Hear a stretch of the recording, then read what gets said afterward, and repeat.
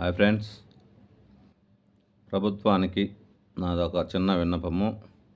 ఈ యొక్క విన్నపము ఫ్రీ ఇసుక పాలసీ గురించి మాత్రమే నేను మాట్లాడుతున్నాను. ఫ్రీ ఇసుక పాలసీ అంటే ఫ్రీ అంటేనే ₹1 కూడా కలెక్ట్ చేయకుండా తీసుకునేదానినే ఫ్రీ పాలసీ అంటారు. అయితే ఇప్పుడు చేస్తున్న ప్రభుత్వ నిర్ణయాలు ఎవరు కూడా దానిని ఫ్రీ ఇసుక పాలసీ అనే ఉద్దేశంలో ఉండదు. అయితే దానికి మన సీఎం గారు మీ ఇళ్ళకేమన్నా తెచ్చి ఇవ్వాలనా అని అడుగుతున్నారు. ఇళ్ళకి ఎవరు వాళ్ళు చేర్చుకుంటారు, కానీ ముఖ్యంగా ఆంధ్రప్రదేశ్లో ప్రతి ఒక్కరికి ఇసుక తెచ్చుకునే బాధ్యత ప్రతి ఒక్కరికి ఉంటుంది. అలాంటప్పుడు దీనికోసంగా మీరు నదుల్లోకి పర్మిషన్ ఇవ్వండి. పోలీసు, మైనింగు ఎవరు ఆపకుండా చూడండి. అప్పుడు ప్రతి ఒక్కరూ పోయి ఎవరికి తగిన దాంట్లో వాళ్ళు ఇసుక తెచ్చుకుంటూ వాడుకుంటుంటారు.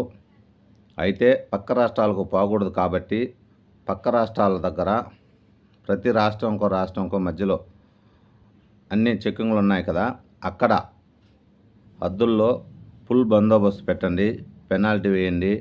అంతేకాని ఇక్కడ లోకల్లో నది పక్కన ఇక్కడంతా కూడా బిల్లులు ఉండాలి. ఎంతో ఇప్పుడు ప్రెజెంట్ ₹370 నడుస్తుంది.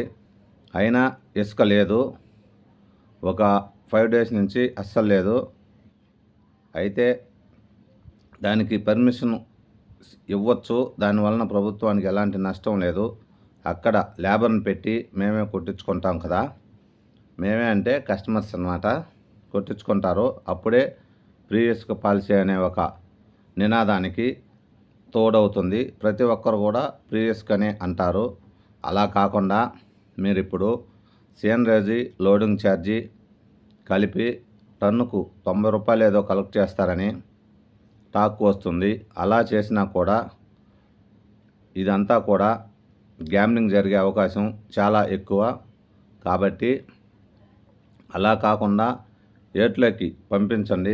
ఎవరికి నచ్చిన విధంగా వాళ్ళు తెచ్చుకుంటారు. మైనింగ్ వాళ్ళు ఏట్లో లోతు తీయకుండా ఏదో వాళ్ళ జాగ్రత్తల్లో వాళ్ళు ఉండి చెక్ చేసుకోవటం అనేది మంచి పాలసీ.